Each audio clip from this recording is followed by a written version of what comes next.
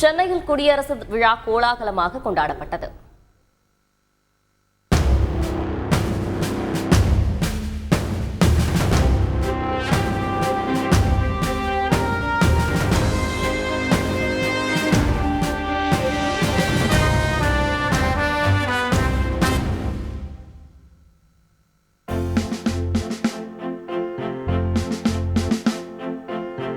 நாட்டின் 75வது குடியரசு தினம் சென்னையில் விமர்சையாக கொண்டாடப்பட்டது. உழைப்பாளர் சிலை அருகில் நடைபெற்ற விழாவிற்கு காவல்துறை இருசக்கர வாகனங்கள் முன்னும் பின்னும் அணிவகுத்து வர அரசு மரபுசார் நெறிமுறைகளின்படி முதலமைச்சர் ஸ்டாலின் வருகை தந்தார்.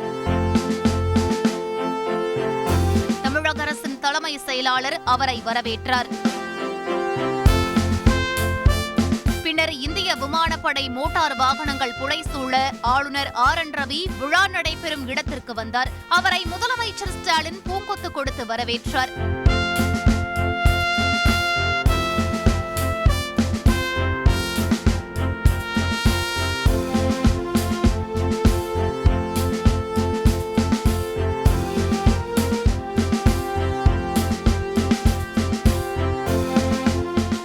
தமிழக ஆளுநர் ஆர்.என். ரவி தேசிய கொடியை ஏற்றினார்.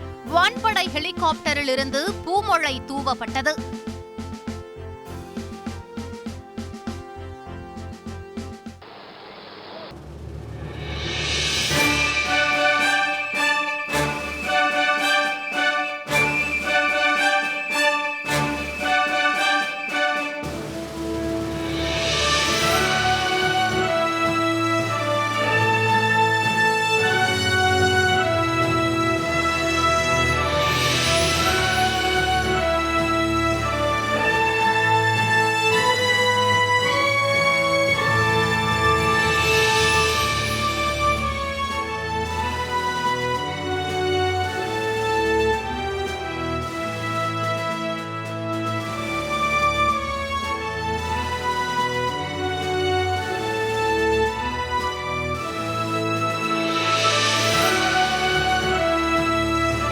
அதன் பிறகு ஆளுநர் ஆர்.என். ரவி அணிவகுப்பு மரியாதையை ஏற்றுக்கொண்டார். இந்திய படையின் பெருமையை பறைசாற்றும் வகையில் அணிவகுப்பு படையினர் அணிவகுத்து வந்தனர். விங் கமாண்டர் விகாஸ் ஷா தலைமையில் நடைபெற்ற அணிவகுப்பில் ராணுவ படை பிரிவு, கடற்படை, வான்படை, கடலோர காவல் படை, தமிழ்நாடு காவல்துறை, தமிழ்நாடு சிறப்பு காவல் பெண்கள் படைப்பிரிவு, குதிரைப்படை உள்ளிட்ட 41 படைகள் அணிவகுப்பு நடத்தினர்.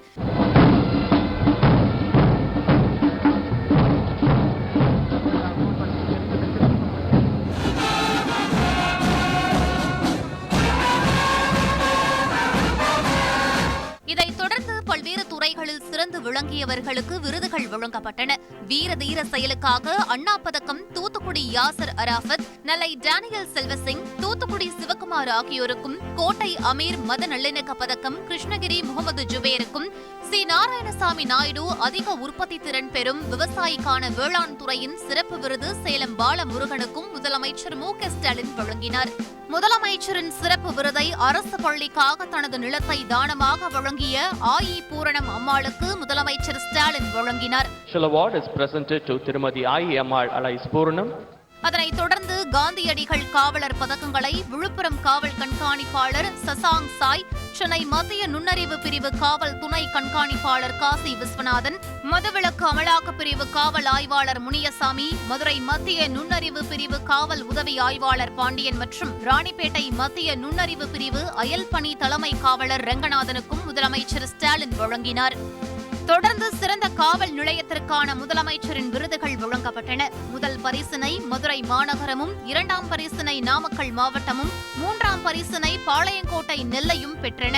பின்னர் விருதுகள் மற்றும் பதக்கங்கள் பெற்றவர்கள் முதலமைச்சர் ஸ்டாலினுடன் இணைந்து குழு புகைப்படம் எடுத்துக் கொண்டனர். We thank the Honorable Chief Minister for distributing. The awardees will now take a group photograph with the Honorable Chief Minister. இதனைத் தொடர்ந்து அரங்கேற்றப்பட்ட பள்ளி கல்லூரி மாணவ மாணவிகளின் கலை நிகழ்ச்சிகள் பார்வையாளர்களை வெகுவாக கவர்ந்தன. மயிலாட்டம், காவடியாட்டம், பொய்க்காலாட்டம், பிற மாநில பாரம்பரிய நடனங்கள் அனைவரையும் ரசிக்க வைத்தன. அதனைத் தொடர்ந்து அரசு துறைகள் சார்பில் சாதனைகளை விளக்கும் வகையில் அலங்கார ஊர்திகளின் அணிவகுப்புகள் வெகு சிறப்பாக நடைபெற்றன. மாநிலத்தைச் சேர்ந்த விளையாட்டு வீரர்கள் தேசிய மற்றும் சர்வதேச அளவில் விளையாட்டுத் துறையில் தமிழ்நாடு முன்னணி மாநில கூட்டுறவு வங்கிகள் மூலம் நடப்பாண்டில் 7,310களுக்கு வட்டியில்லா கடனாக 34.70 ஏறு தழுவுதல் ஆகும். பண்டைய கால தமிழ்நாட்டின் முல்லை நில வாழ்ந்த தமிழர்களின் வீர விளையாட்டாக ஏறு தழுவுதல் இருந்த குறிப்புகள் உள்ளன. சிந்து சமவெளி நாகரோடர்களின் தனித்துவமான விவசாய முறைகள் மற்றும் நாட்டுப்புற கலைகள். இதனைத் தொடர்ந்து நாட்டுப்பண் ஒலிக்க குடியரசு தின விழா இனிதே நிறைவுற்றது.